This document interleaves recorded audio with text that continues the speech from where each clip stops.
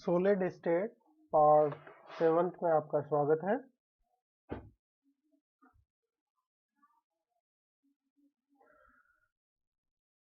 Axis of symmetry. Law of symmetry में अब axis of symmetry के बारे में देखेंगे। Symmetry element axis of symmetry क्या है? It is an imaginary axis in an object through which object rotate about certain degree, resulting new configuration is equivalent with respect to original। अर्थात ये कोई भी ऑब्जेक्ट है, मान लीजिए ये हमने एक ऑब्जेक्ट ले लिया, इसके अंदर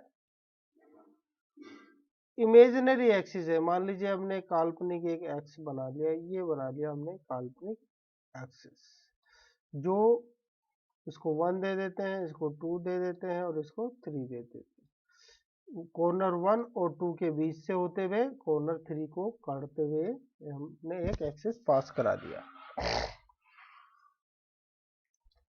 रोटेट अबाउट सर्टेन डिग्री, अब इसको क्या है, कुछ डिग्री से हमने घुमाया और रिजल्टिंग, और घुमाने के बाद में जो नया कॉन्फ़िगरेशन में प्राप्त होता है वो कैसा होना चाहिए, equivalent with the respect to original, और ओरिजिनल के रेस्पेक्ट में। अगर मान लीजिए हम इसको 180 डिग्री पे घुमाते हैं, 180 डिग्री पे हमने इसको क्या करा, घुमा दिया, ये घुमा दिया हमने, तो ये 180 डिग्री घुमाने के बाद में भी स्ट्रक्चर कैसी रहेगी, ये इस तरीके से 180 घुमाएंगे, 2 नंबर के इधर आ जाएगा, इधर आ जाएगा, और 1 नंबर इधर आ जाएगा, और 3 क्या होगा, यथावत रहेगा।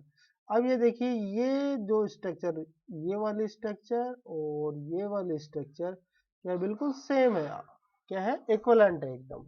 बस पोजीशन 1 की जगह 2 आ गई है, बाकी सेम है, अर्थात ये इक्विवेलेंट है। तो इस रोटेशन को कहेंगे, या इस एक्सिस को कहेंगे एक्सिस ऑफ सिमेट्री। इसे CN के द्वारा रिप्रेजेंट किया जाता है। किसके द्वारा? CN। तो यहाँ पे C किसको रिप्रेजेंट करता है? CN, एक्सिस ऑफ सिमेट्री को। Where N order of rotation, it may be calculated by N equal to 360 divided by degree of rotation, अर्थात एंगल ऑफ रोटेशन। अर्थात CN क्या है, ऑर्डर ऑफ रोटेशन, अर्थात कितने ऑर्डर में रोटेट किया गया है, जिसको कैलकुलेट कर सकते हैं। 360 डिग्री में अगर एंगल से डिवाइड कर दिया जाए, required angle for the equivalent configuration, अर्थात इक्विवेलेंट कॉन्फ़िगरेशन प्राप्त होने के लिए कौन सा एंगल से आप घुमाओगे, अर्थात उस एंगल के अमाउंट को 360 से डिवाइड कर दिया जाए तो हमें एन की वैल्यू प्राप्त हो जाएगी। अर्थात अभी जिस एग्जाम्पल को हमने देखा कि हमने इसको 180 डिग्री से घुमाया, तब हमें इक्विवेलेंट कॉन्फ़िगरेशन प्राप्त हुआ। तो अगर हम इसमें 180 डिग्री से डिवाइड करें 360 को, तो हमें 2 प्राप्त होता है। तो यह 2 क्या है, इसके बराबर है, यह 2 n के बराबर हो गया। अर्थात अब इसका मतलब है कि it is represent by the C2, अर्थात इस एक्सिस ऑफ सिमेट्री का नाम क्या हो गया, C2 हो। There are 2 type of axis of symmetry. और एक्सिस ऑफ सिमेट्री क्या होता है, 2 तरह की होती है। पहला प्रिंसिपल एक्सिस ऑफ सिमेट्री, दूसरा सबसाइडर एक्सिस ऑफ सिमेट्री। अब किसी कंपाउंड में एक से ज्यादा एक्सिस हो सकते हैं, अर्थात किसी क्रिस्टल में एक से ज्यादा एक्सिस हो सकते हैं। जब एक से ज्यादा एक्सिस हो तो हम किसको प्रिंसिपल एक्सिस कहेंगे और किसको सबसाइडरी एक्सिस कहेंगे। मान लीजिए किसी कंपाउंड के अंदर या किसी क्रिस्टल के अंदर C3 भी है और C2 भी है, तो यहाँ पे किसको हम प्रिंसिपल एक्सिस मानेंगे और किसको सबसाइडरी एक्सिस मानेंगे। तो प्रिंसिपल एक्सिस की क्या नियम है, मैक्सिमम n वैल्यू होगी, अर्थात n की वैल्यू जिसमें ज्यादा होगी वह प्रिंसिपल एक्सिस कहलाएगा, और इसके अलावा जो भी बचेगा वो सबसाइडरी एक्सिस कहलाएगा। अब यहाँ पे देखिए, इस एग्जांपल में 2 लिया हमने, C3 और C2, तो n किसका ज्यादा है, C3 का, तो यहाँ पे ये कहलाएगा प्रिंसिपल एक्सिस और ये कहलाएगा सबसाइडरी एक्सिस। अब यहाँ पे देखते हैं कुछ क्रिस्टल के अंदर पाए जाने वाले, क्यूब क्रिस्टल के अंदर पाए जाने वाले एक्सिस ऑफ सिमेट्री के बारे में देखते हैं। तो पहला है two fold axis of symmetry. अब यहाँ पे टू फोल्ड का मतलब है कि n बराबर क्या होगा 2, अर्थात n बराबर अगर 2 हो तो उसे two fold axis of symmetry कहेंगे। तो ये n बराबर 2 कैसे आएगा?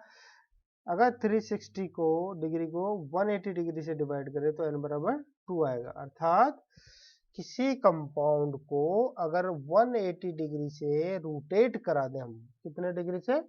180 डिग्री से रोटेट करा देंगे तो सेम इक्विवेलेंट कंपाउंड हमें प्राप्त होगा। और 180 डिग्री से घुमाने पे अगर इक्विवेलेंट कंपाउंड प्राप्त होता है, इक्विवेलेंट स्ट्रक्चर प्राप्त होती है, कॉन्फ़िगरेशन प्राप्त होता है, तो इसे हम two fold axis of symmetry कहेंगे। अब यहाँ पे देखिए H2 वाटर मोलिक्यूल कैसा होता है? V आकार का होता है, ठीक है। अब हम अगर इसको यहाँ से 180 डिग्री घुमा दिया हमने, तो ये देखिए यहाँ पे एक को हमने A दिया है और एक को H को B दिया है। ये H A वाला हो गया और ये हाइड्रोजन B वाला हो गया। अगर हम इसको 20 से 180 डिग्री घुमाते हैं तो यहाँ पे देखिए B वाला इधर आ जाएगा और A वाला इधर आएगा, लेकिन स्ट्रक्चर क्या होगी? बिल्कुल इक्विवेलेंट होगी। तो यहाँ पे 180 डिग्री घुमाने पर two fold axis of symmetry में प्राप्त होती है। यही अगर हम किसी क्यूब के अंदर देखते हैं तो क्यूब में two fold axis of symmetry अर्थात C2 पाया जाता है। वो कैसे पाया जाएगा? अगर किसी क्यूब का हम किनारा लें और उसके सामने वाले किनारे से एक एक्सिस की कल्पना करें और इस एक्सिस की कल्पना करके इसको हम घुमा दें 180 डिग्री, 180 डिग्री अगर हम घुमाते हैं तो हमें ये वाला जैसे टॉप पे है फेस वो बॉटम पे आ जाएगा और बिल्कुल सेम इक्विवेलेंट हमें क्यूब स्ट्रक्चर मिल जाएगी। तो यहाँ पे देखिए एक C2 के अंदर कितने, एक C2 के अंदर कितने बिजी हो रहे हैं? 1 और 2। और अब हम देखेंगे कितने C2 है इसके अंदर। देखिए एक ये भी होगा, इसके सामने ये है तो एक C2 ये हो गया, और एक किनारा ये हुआ, इसके सामने का ये हो गया, ये एक ये हो गया, एक ये हो गया, इसके सामने का ये हो गया, और एक ये हुआ, इसके सामने का ये हो गया, और एक ये हुआ, इसके सामने का ये हो गया। तो इस तरीके से देखिए हमें कितने मिल रहे हैं? 1 2 3 4, नीचे के 4 इनके साथ बिजी हो गए, 5 इसके साथ ये आ गया और 6, अर्थात 6C2 इसमें हमें मिलते हैं। अर्थात क्यूब के अंदर 6C2 एक्सिस ऑफ सिमेट्री पाई जाएगी, अर्थात two fold axis of symmetry कितनी हो गई? 6।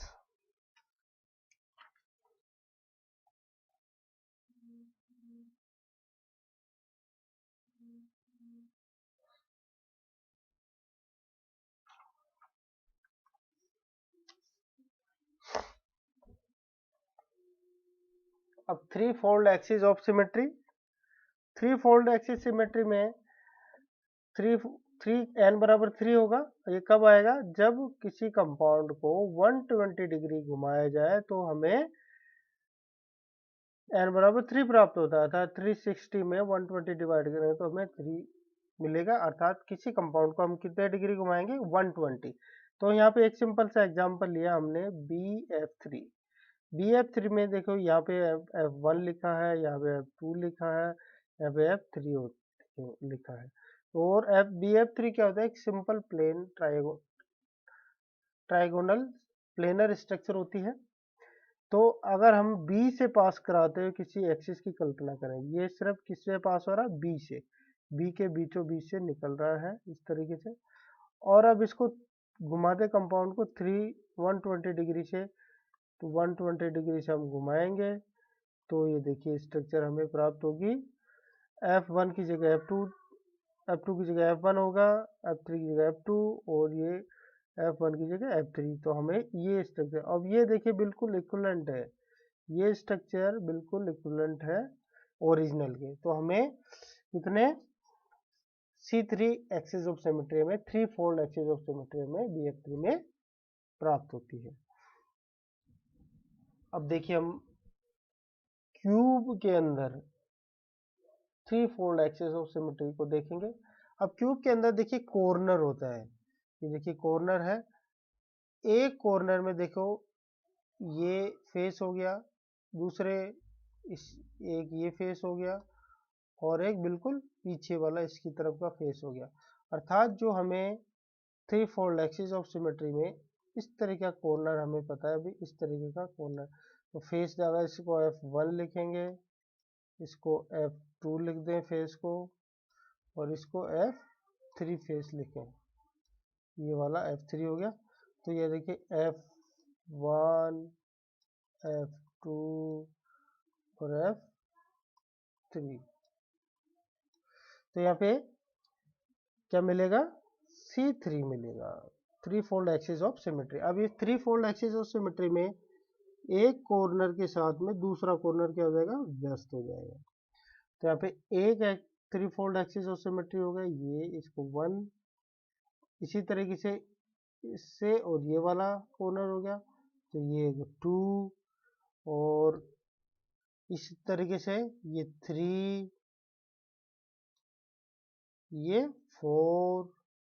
तो C3 कितने हो गए? 4। टोटल कितने? एक C3 के अंदर 2 कॉर्नर व्यस्त हैं, और एक किसी क्यूब में टोटल कितने क्यूब होते हैं? 8। तो यहाँ पे C3 कितने हो गए? 4 C3 इसमें पाए जाएंगे। तो 4 fold axis of symmetry, 4 fold axis of symmetry अर्थात n बराबर कितना आएगा? 4। n बराबर की वैल्यू कितनी होगी? 4 होगी। अब 4 कब आएगी? जब 360 डिग्री को 90 डिग्री से डिवाइड किया जाए तो n बराबर हमें 4 प्राप्त। अर्थात किसी कंपाउंड को 90 डिग्री से घुमाते हैं तो इक्विवेलेंट कॉन्फ़िगरेशन प्राप्त होता है, और किसी कंपाउंड में अगर है ऐसा तो उसको 4 फोल्ड एक्सिस ऑफ सिमेट्री कहेंगे। तो यहाँ पे देखिए क्यूब लिया हमने, एक एग्जांपल लिया CH4 का, मेथेन का एग्जांपल लिया है CH4 का। अब CH4 में कितने कार्बन होते हैं? 4। तो ये देखिए 4 कार्बन है, 4 हाइड्रोजन है, 1 2 3 4। और रेड कलर किसको रिप्रेजेंट करता है? कार्बन को। और ब्लू कलर देख रहा है अपने को हाइड्रोजन के रूप में प्राप्त दिखाई दे रहा है। अब इसकी स्ट्रक्चर बिल्कुल इस तरीके से होती है। अब इसको अगर हम 90 डिग्री से मूव कराएं, अगर इसको 90 डिग्री से घुमाते हैं, ये 90 डिग्री से हमने घुमाया है इसको, तो ये देखिए ये हमें स्ट्रक्चर प्राप्त होती है। अर्थात यहाँ पे देखिए कॉर्नर बिल्कुल जैसे क्यूब होता है, ये क्यूब है, ये इस तरीके से कॉर्नर को अगर यहाँ भी ब्लू कलर की बॉल्स लगा दी जाए, ये जो भी है ब्लू कलर की बॉल लगा दी हमने, और ब्लू कलर की बॉल को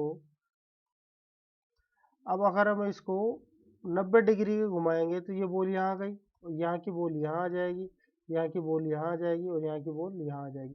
अर्थात इसको इस तरीके से समझते हैं। दूसरे तरीके से ये देखिए सिंपल स्क्वायर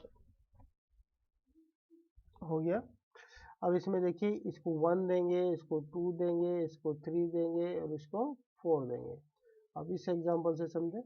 और अब बीचों बीच जैसे ब्रेड होती है, आपकी ब्रेड होती है, ब्रेड के बीचों बीच आपने उंगली डाली, उंगली डाल के इसको 90 डिग्री घुमाए तो ये कॉर्नर इधर आ जाएगा, ये कॉर्नर इधर आ जाएगा, ये कॉर्नर इधर आ जाएगा, और ये कॉर्नर इधर आ जाएगा, और आपको बिल्कुल सेम पोर्शन आपको दिखाई देगा।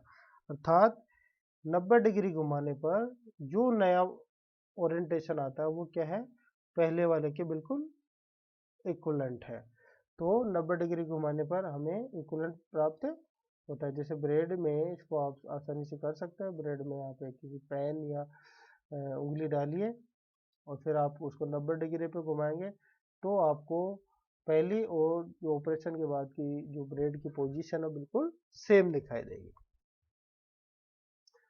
अब यहाँ पे देखिए क्यूब के अंदर देखते हैं, क्यूब के अंदर देखिए कॉर्नर होगा, अगर इसको 90 डिग्री से घुमाएं तो ये कॉर्नर यहाँ आ जाएगा, ये कॉर्नर यहाँ आ जाएगा, ये कॉर्नर यहाँ आ जाएगा और ये कॉर्नर यहाँ आ जाएगा और हमें बिल्कुल इक्विवेलेंट कॉन्फ़िगरेशन प्राप्त होता है।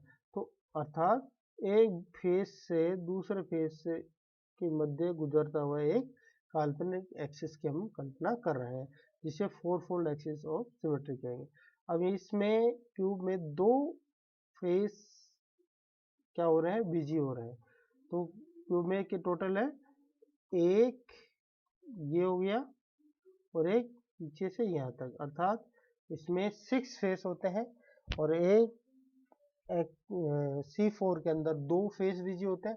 तो टोटल कितने, 3, अर्थात इसमें C4 है और कितने हैं, 3 है। तो क्यूब के अंदर 3 C4 अर्थात 3 fourfold axis of symmetry पाई जाती है। तो ये देखिए समरी है यहाँ पे समरी में C4 अर्थात एक फेस से दूसरे फेस से गुजरता हुआ एक काल्पनिक एक्सिस C4 को रिप्रेजेंट करता है। एक कॉर्नर से दूसरे कॉर्नर को पास करते हुए एक एक्सिस C3 को रिप्रेजेंट करता है और एक किनारे को एज से दूसरे एज को पास करते हुए C2 एक्सिस को रिप्रेजेंट करते हैं। अर्थात यहाँ पे C4 है, C4 कितने हैं, 3 है, C3 है, C3 कितने हो गए, 1 2 3 4 और C2 है, C2 कितने हो गए, 6, अर्थात 12 किनारे हैं, 12 में से 2 हाफ हो गए तो 6 हो गए। तो यहाँ पे देखिए एक्सिस ऑफ सिमेट्री टोटल कितनी हो गई, 13 एक्सिस ऑफ सिमेट्री पाई जाएगी।